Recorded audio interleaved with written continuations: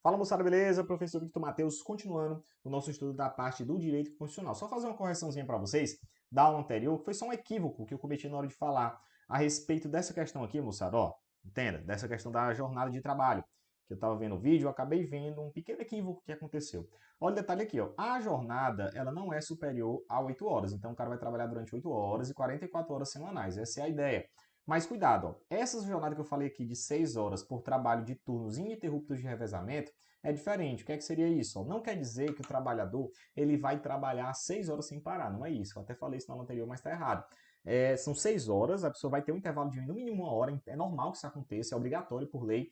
Mas o que acontece? Às vezes o cara divide, a empresa, ela funciona durante 24 horas, como por exemplo o porteiro de um prédio, aí a empresa vai dividir durante 4 turnos de 6 horas, né? O cara trabalha de, sei lá, meia-noite às 6 da manhã, o trabalho de 6 da manhã até meio-dia, então vai haver esse revezamento entre eles. Pode ser que aumente ou diminua esses turnos, pode ser durante um acordo, uma convenção, pode ser que aumente até no máximo 8 horas, mas é necessário que tenha 1 hora de descanso para esse trabalho também, beleza? Eu falei que era de ininterrupto, mas é a empresa que funciona de maneira ininterrupta, tranquilo? Cuidado com esse detalhe aí, beleza? Bora pra frente, ó. Bora pra frente falar dos direitos políticos.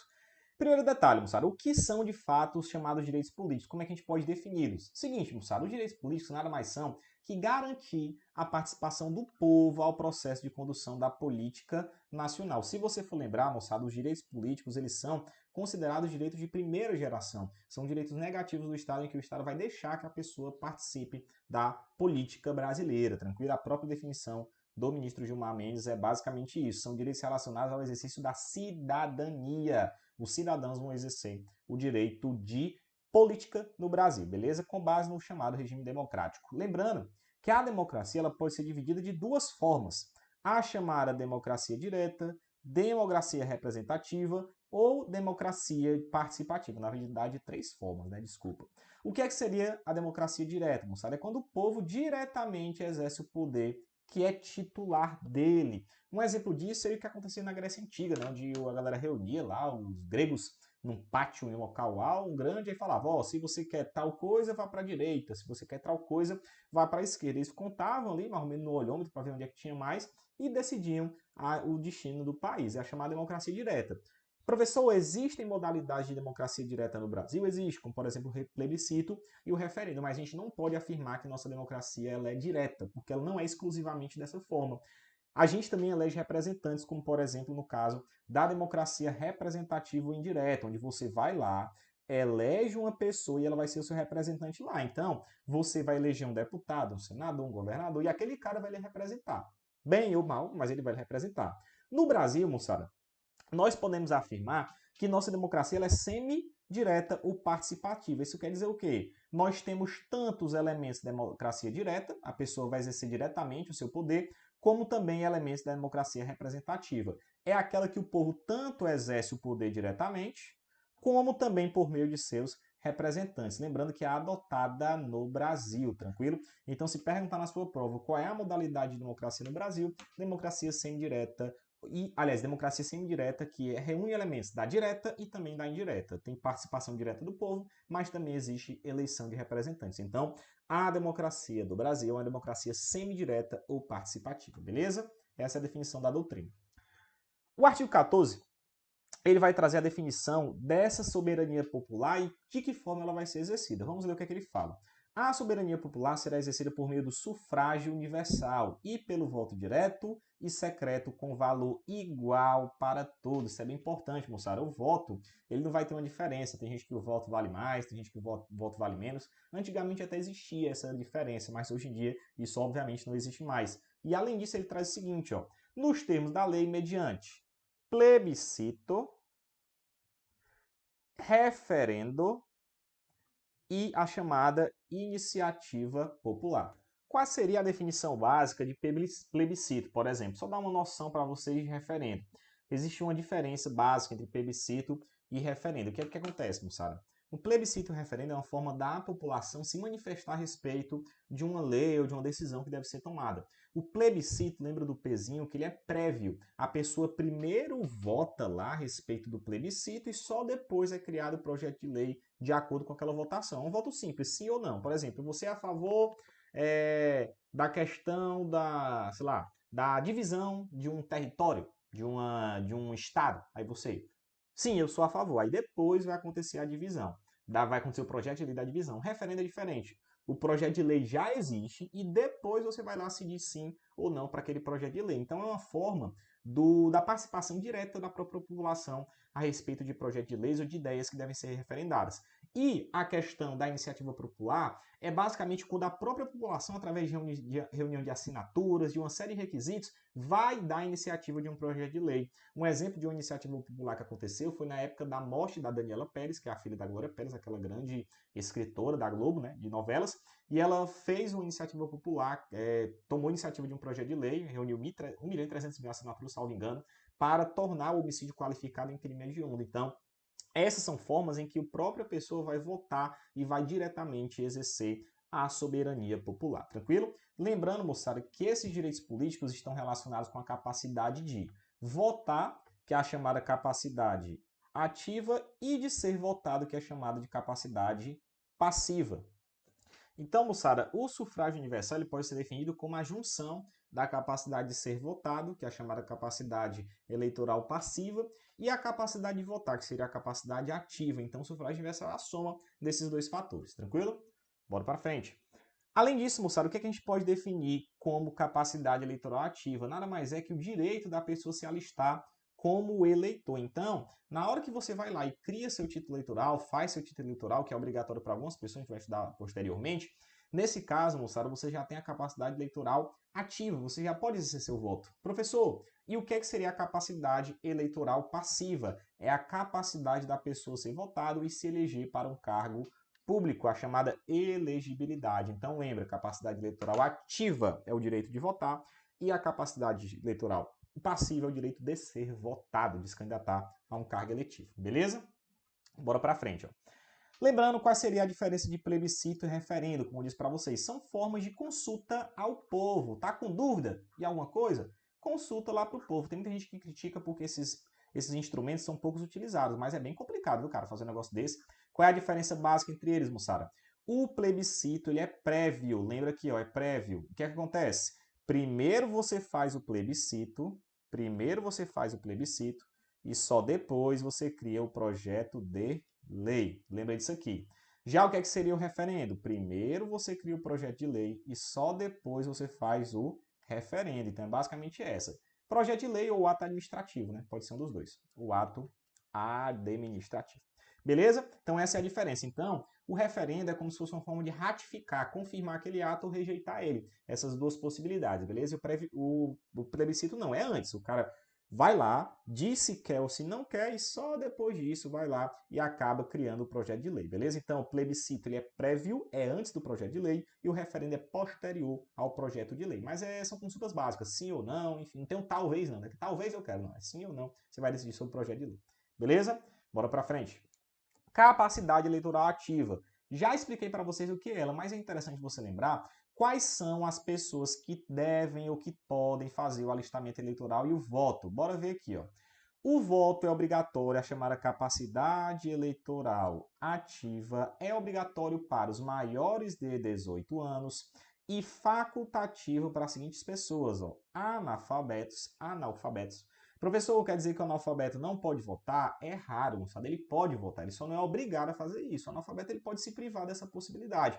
Então, o analfabeto, ele é obrigado a votar? Não. Quer dizer que ele é proibido também? Não. Ele é facultativo, ele pode ir como não pode, essa possibilidade.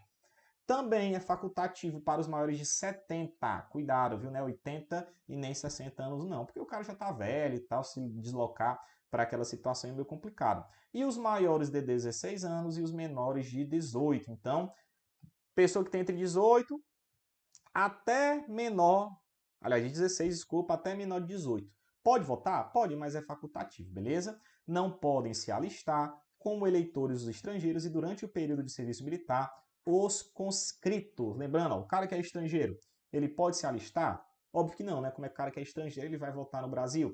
E o que é que seriam os conscritos? Isso é bem importante, moçada. Conscrito é o cara que se inscreve, se alista no exército e ele vai servir como um soldado no exército, é o chamado conscrito. Então, o conscrito ele não pode se alistar para votar. Durante o serviço eleitoral, aliás, durante o serviço militar, ele não vota. Então, você vai lá, se alistou no exército e falou, eu quero ficar no exército, eu quero trabalhar durante um tempo aqui no exército.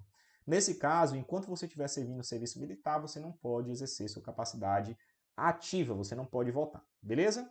Bora para frente. Lembrando disso, que a Constituição Federal determina que apenas os brasileiros natos ou naturalizados poderão se alistar. Os estrangeiros, como eu já disse para vocês, eles são inalistáveis, eles não votam. Portanto, não podem ser votados e nem votar.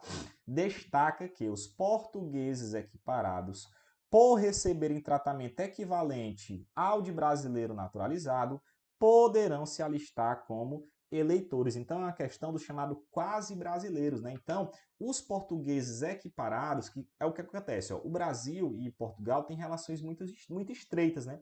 Então, um brasileiro, por exemplo, que vai trabalhar, vai ficar lá em Portugal, ele pode votar. Aí, por questão de uma conveniência, de um acordo, o português equiparado, enquanto ele estiver morando no Brasil, preencher os requisitos lá de português equiparado, ele também vai poder votar aqui no Brasil, beleza? Mas existe um acordo entre os dois, né? Ele vai ter a mesma igualdade do chamado brasileiro naturalizado. Então, o português equiparado é comparado ao brasileiro naturalizado. Lembra desse detalhe aí, beleza?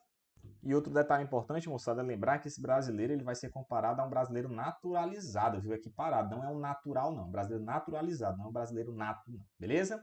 Bora para frente. O que é que seria a capacidade eleitoral passiva? É a capacidade da pessoa ser votado, ela ser candidata a um cargo eletivo.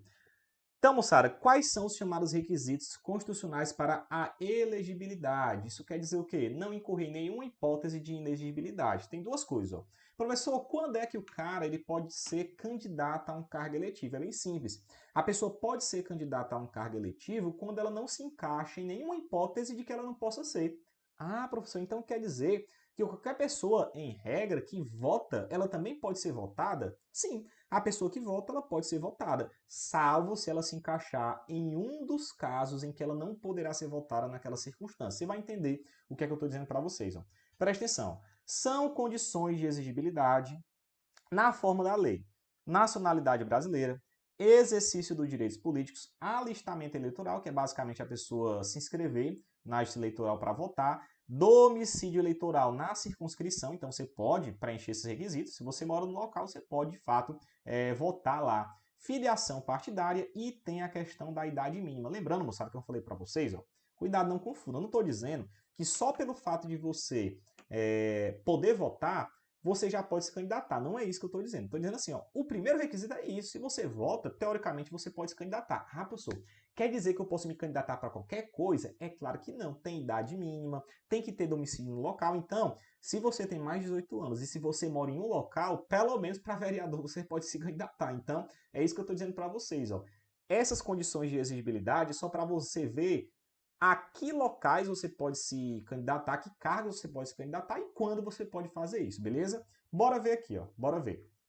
Qual é a idade mínima? Bora colocar aqui, ó. Bora colocar aqui. Primeiro, eu vou colocar de um lado o chamado poder legislativo e vou colocar de um lado o chamado poder executivo. Tranquilo? Bora para frente aqui fazer a nossa tabelinha. Ó. Pega a visão.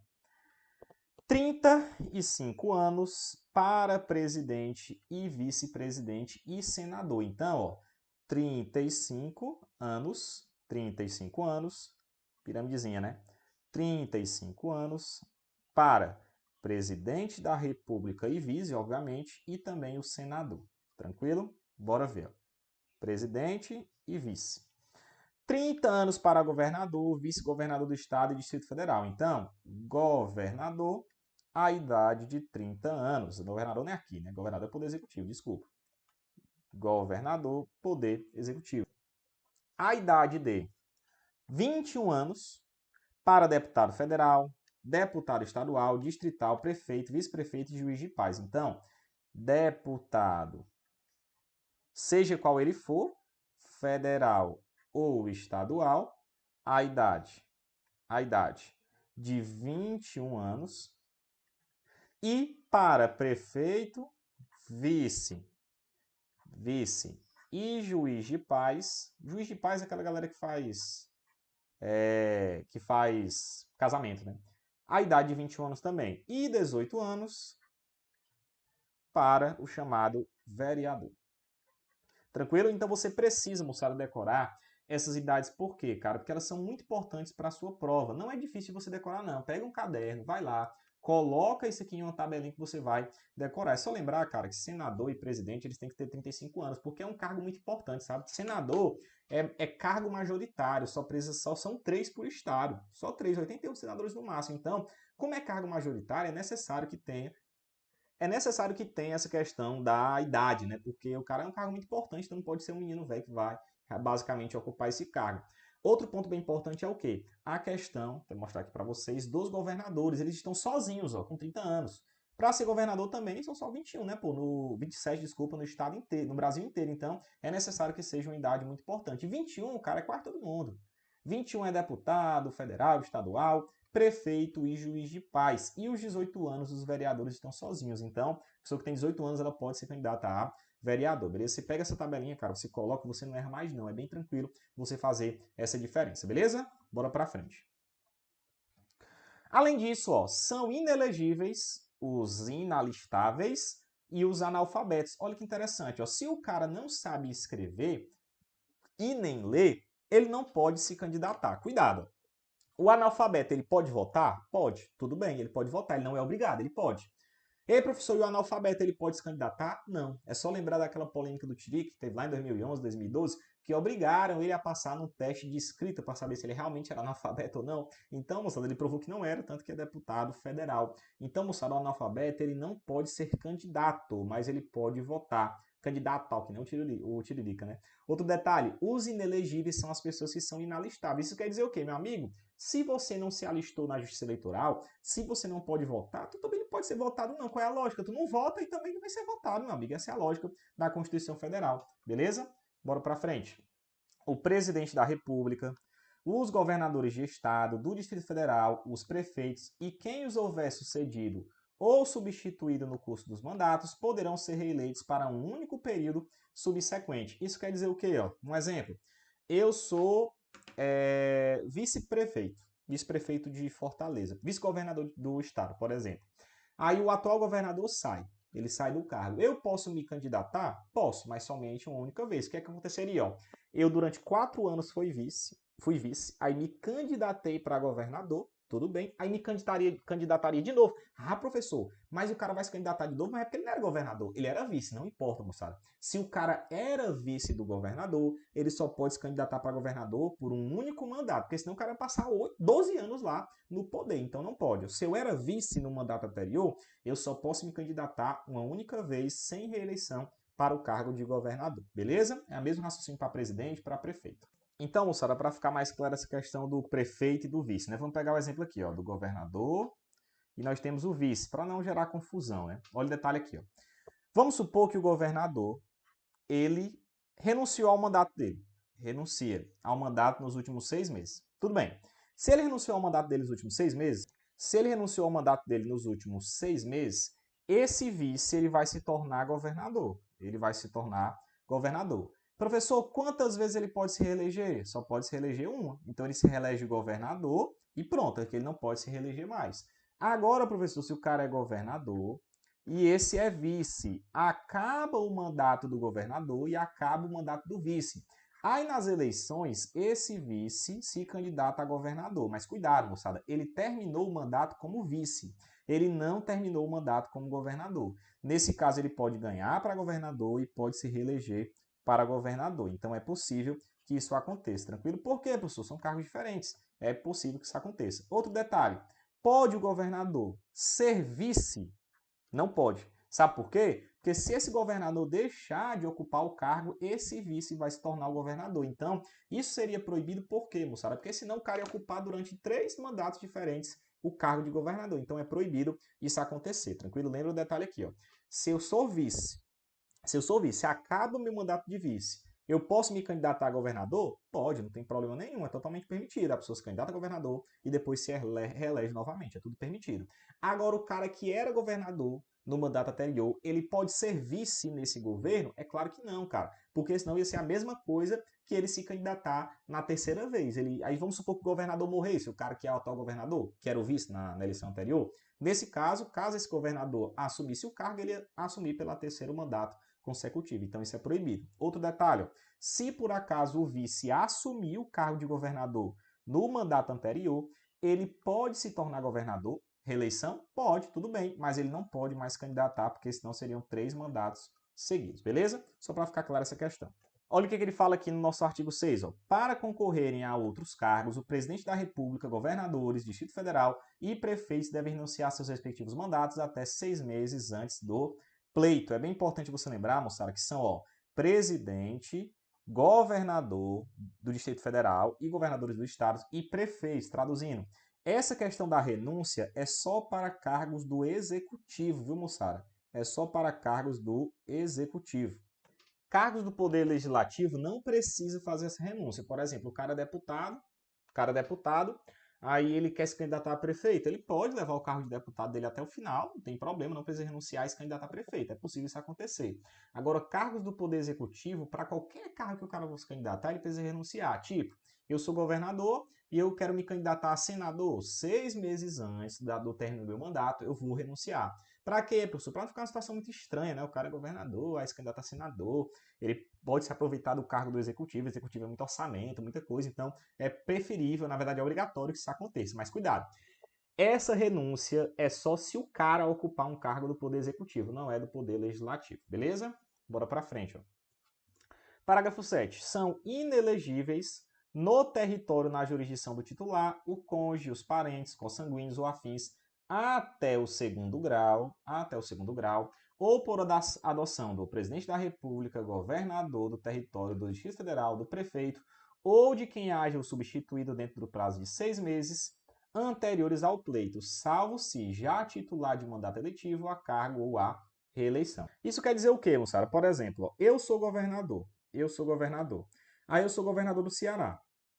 Minha esposa ou até um parente até segundo grau não pode se candidatar a nada dentro do estado do Ceará. Sabe por quê, moçada, isso não pode acontecer? Porque senão vai se aproveitar, né, cara, da influência que eu tenho, de tudo que eu tenho. Então é impossível que isso aconteça. Então, se eu sou governador de um estado, prefeito de um estado, se eu for presidente da República do Brasil, por exemplo, eu sou presidente. Olha que interessante, eu sou presidente.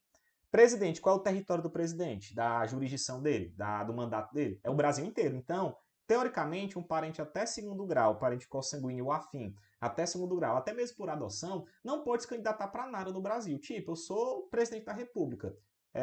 Sei lá, meu pai pode se candidatar para alguma coisa? Pode não. Minha mãe pode se candidatar para alguma coisa? Também não pode não. É proibido que isso aconteça. Minha esposa pode se candidatar? Também não. Então, é dentro do território da jurisdição. Se o cara é governador, é dentro do Ceará. Se o cara é prefeito de Fortaleza, é dentro de Fortaleza. Se ele é presidente do Brasil, é o Brasil inteiro. Então, caso a esposa ou o marido do presidente ou da presidente não vão poder se candidatar dentro do território. Professor, tem exceção? Óbvio que tem. Salvo se o cara já é titular a candidato, ou já é titular, desculpa, de mandato eletivo ou candidato à reeleição. Isso quer dizer o quê, moçada? Um exemplo, ó. O exemplo do Bolsonaro é o exemplo mais claro. Bolsonaro era o presidente ou é o presidente do Brasil. Aí o que acontece? O Bolsonaro, por ser presidente do Brasil, ele tem os filhos dele. Um é deputado, outro é vereador, outro é senador. Então quer dizer o quê? Se esses filhos deles quiser ficar se reelegendo, é possível. Por quê, professor? Porque eles já são ocupantes de cargo eletivo. Não podia, por exemplo, ele pegar um filho dele que não é candidato a nada e botar ele para se candidatar. Por quê? Aí, meu filho, ele está se aproveitando da influência do pai. No caso dos caras já ocuparem cargo, é diferente. No caso dos caras já ocuparem cargo, é permitido. Vamos fazer um esqueminha para ficar mais fácil? Olha o que acontece. Ó. Qual é a jurisdição do presidente da República? A jurisdição do presidente da República é em todo o Brasil. Então isso quer dizer o quê? Ó? Os seus parentes até segundo grau não podem se candidatar. Eles são inelegíveis. É proibido que eles se candidatem. Mas olha o ponto interessante. Ó. Vamos dar um exemplo. Nós temos aqui 3 filhos. Ó. O filho número 1, vou botar aqui o A, B, C, D e E. Aliás, o A, B, C, D. O filho número A, o filho número B, o filho número C e o filho número D. Aí vamos pegar um exemplo aqui. Ó. Esse filho número A, ele já é deputado estadual, ele já é deputado estadual. Esse filho número B é deputado federal. Esse filho número C não ocupa nenhum cargo e o filho número D não ocupa nenhum cargo. O que é que acontece? Ó? Os inelegíveis, moçada, é somente o filho número A, aliás, número C, desculpa, e número D. Eles são inelegíveis, eles não podem se candidatar. Por quê, professor? Porque, de acordo com a Constituição, são inelegíveis dentro do território da jurisdição da pessoa do parente até segundo grau. Então, do presidente da República é em todo o Brasil. Então, esses caras não podem se candidatar para nada. Professor, e quem já é deputado? Quem é deputado federal? Aí pode, eles podem se candidatar à reeleição novamente. Tranquilo. Por quê, professor? Porque eles já ocupam cargo. Então é permitido que isso aconteça. Bora fazer a mesma referência, por exemplo, para um prefeito. Tem aqui o prefeito, ó. Tem aqui o prefeito. Aí o prefeito é casado com a sua esposa. Com a sua esposa. A sua esposa, ela pode se candidatar, por exemplo, ao cargo de vereador. Vamos supor que esse cara é prefeito da cidade A. Essa esposa pode se candidatar ao cargo de vereador na cidade A? Ela não pode, moçada. Mas ela pode se candidatar, por exemplo, a governador, sei lá, do estado X, que é um estado do interior do sul do Brasil. Ela pode, por quê? Porque o cara que é prefeito, ele só tem jurisdição dentro da cidade dele. Aqui, meu amigo, é governo. É totalmente diferente a situação. Então lembra, prefeitos, governadores, presidente da república são inelegíveis dentro do território da jurisdição deles, se é prefeito é município, se é governador é estado, se é presidente é o Brasil. São inelegíveis dentro desse território os seus parentes até terceiro grau ou por adoção ou afim. Lembrando que se o cara já ocupa um cargo eletivo, não tem problema algum, ele pode se candidatar à reeleição, beleza? Cuidado, moçada, tem algumas jurisprudências do STJ, na verdade do STF, que devem ser cobrados em prova de concurso. Ó, lembra, se por acaso o cara dissolver a sociedade conjugal ou vínculo conjugal no curso do mandato, não afasta a inegibilidade do artigo 7, do parágrafo 7 do artigo 14 da Constituição Federal. O que é que acontecia? Eu sou marido da minha esposa, eu falo assim, ó, tu não pode se candidatar enquanto for governador. Vou fazer o seguinte, bora terminar nosso casamento, nós terminamos nosso casamento só de H mesmo que não seja de H, não importa. Aí tu se candidata, a gente não vai ser mais marido e mulher, tu se candidata, depois a gente volta e tal, fica por isso mesmo. O STF entendeu, moçada, que isso não é permitido. Se por acaso eles se separarem durante o vínculo mandato lá, ela não pode se candidatar à carga eletiva, beleza? É proibido isso acontecer.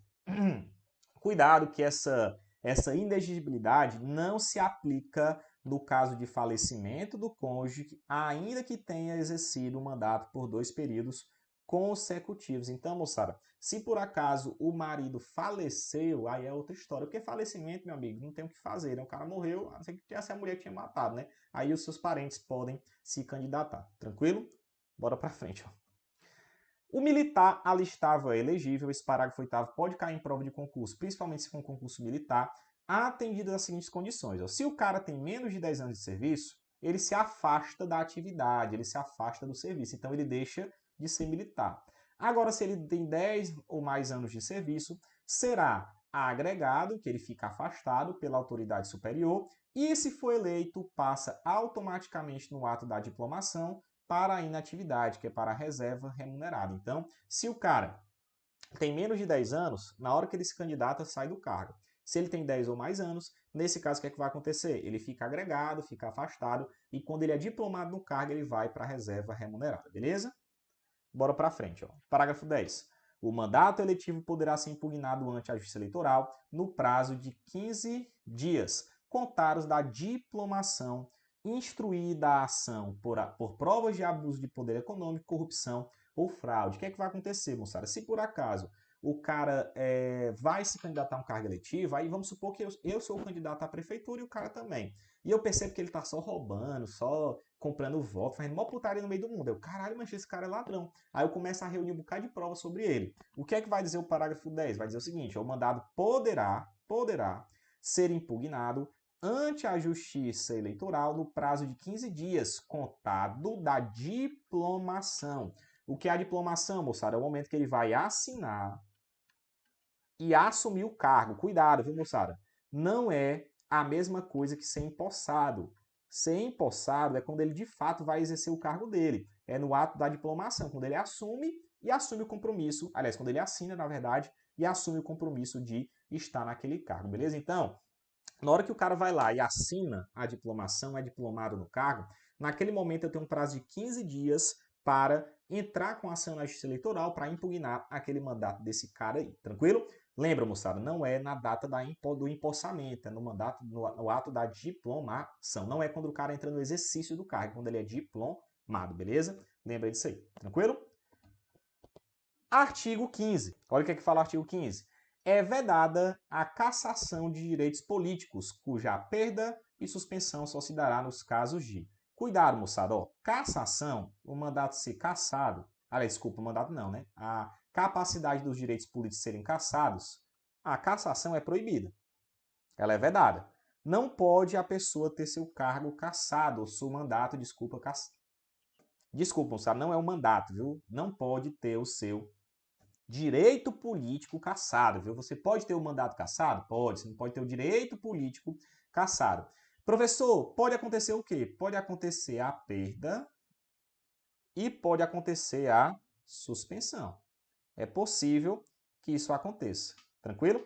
Pode acontecer a perda e também pode acontecer a suspensão. Quais são as hipóteses disso acontecer? Olha o detalhe aqui, ó. Eu vou já mostrar para vocês quais são as hipóteses de perda e de suspensão. Então, a cassação, ó, ela é proibida. Pode ser a perda ou a suspensão dos seus direitos políticos. Cancelamento de naturalização por sentença transitada em julgado. Isso quer dizer o quê, professor? O cara deixa de ser brasileiro, o cara cancelada a naturalização dele, o cara era naturalizado e perdeu a sua nacionalidade brasileira. Então, se ele perder a nacionalidade brasileira, não tem como ele votar e não tem como ele ter direitos políticos, beleza? Incapacidade civil absoluta. Professor, o que seria um incapaz civil absoluto? O menor de 16 anos. É a única situação de incapacidade absoluta. Então, se o cara é menor de 16 anos, ele, no caso, poderia deixar de perder seus direitos políticos, né? Ele não pode votar, obviamente, né? Essa questão de incapacidade civil absoluta é muito controversa, por quê? Porque a própria Constituição Federal ela foi feita em 88, só que o Código Civil hoje, o mais novo Código Civil, é um Código Civil de 2002, então essa incapacidade civil absoluta hoje, para o Código Civil, alguém que é menor de 16. Mas assim, na sua prova, quando é que o cara perde ou é suspenso seus direitos políticos? Quando ele é menor, aliás, quando ele tem incapacidade civil absoluta. Eu já vou dizer se é suspensão ou se é perda dos direitos políticos, beleza? Bora pra frente.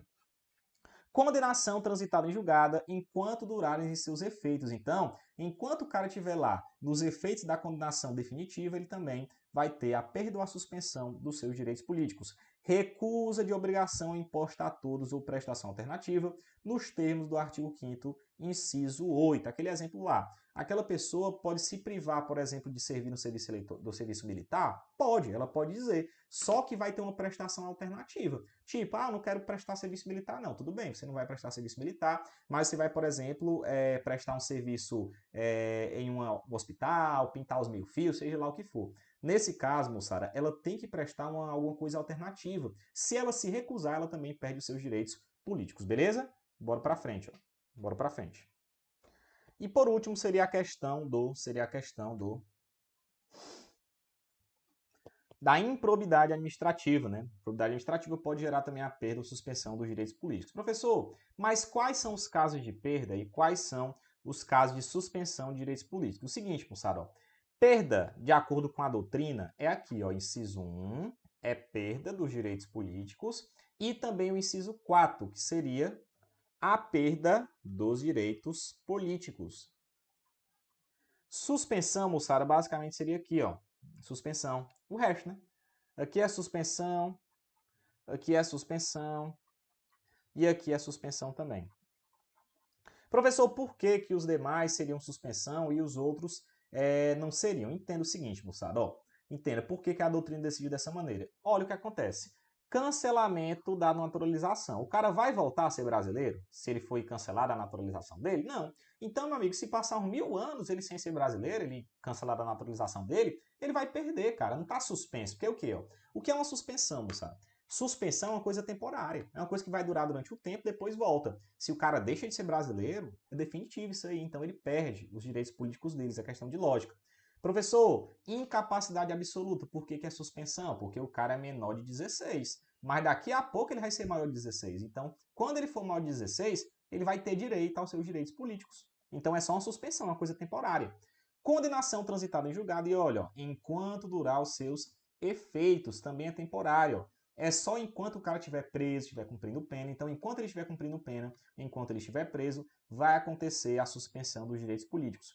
Professor, por que é perda? Porque aqui, meu amigo, o cara não vai cumprir a prestação alternativa. O cara não quer pintar o meio fio. Meu amigo, quando você não quiser pintar essa prestação alternativa, você perdeu os seus direitos políticos. Então, não é suspenso, não é temporário. Porque se ele quiser a vida toda ficar sem prestar, fazer a prestação alternativa, é a vida toda perdendo os direitos políticos dele. E improbidade administrativa, porque essa perda ela é temporária, tranquilo? Então lembra desse detalhe aí. Beleza? Suave? Bora pra frente. Além disso, como eu já disse para vocês, a Constituição não explicita quais são os casos de perda ou de suspensão, mas eu mostrei para vocês que a doutrina apresenta quais são os casos de perda e quais são os casos de suspensão, beleza? Principais diferenças entre a perda e a suspensão dos direitos políticos. A perda é por prazo indeterminado, como eu disse para vocês, ó. Se o cara perde a nacionalidade, perde a naturalização, se ele perde a sua naturalização, se ele perde a sua naturalização, é por tempo determinado. Então, não é uma coisa temporária, é por tempo determinado. A suspensão já vai ser por prazo determinado quanto por indeterminado. Então, a suspensão ela pode ser durante um tempo determinado ou por prazo indeterminado também. Um exemplo é o cara que é menor de 16, né? Quando ele completar 16, aí beleza, ele vai ter os seus direitos políticos, então é algo temporário. Na perda, a requisição dos direitos políticos, reaquisição, não é automática após a cessação da causa. Já a suspensão, a reaquisição é automática. Isso quer dizer o quê? Ó? Do caso do menor de 16, na hora que ele completa 16 anos, mais 16, ele já vai adquirir os seus direitos políticos de maneira automática. No caso do condenado, na hora que acaba a condenação dele, ele já vai ter seus direitos políticos de maneira automática. Na perda, não será de maneira automática, é necessário alguma manifestação nesse sentido, beleza? Então, esse é o vídeo que vai explicar basicamente essa questão dos direitos políticos, então bora pra frente aí para mais conteúdo, beleza? Aprofunde esse tema, olhe nosso material em PDF, estude ele que é bem importante para a sua aprovação. Tranquilo? Tamo junto, valeu, é nóis.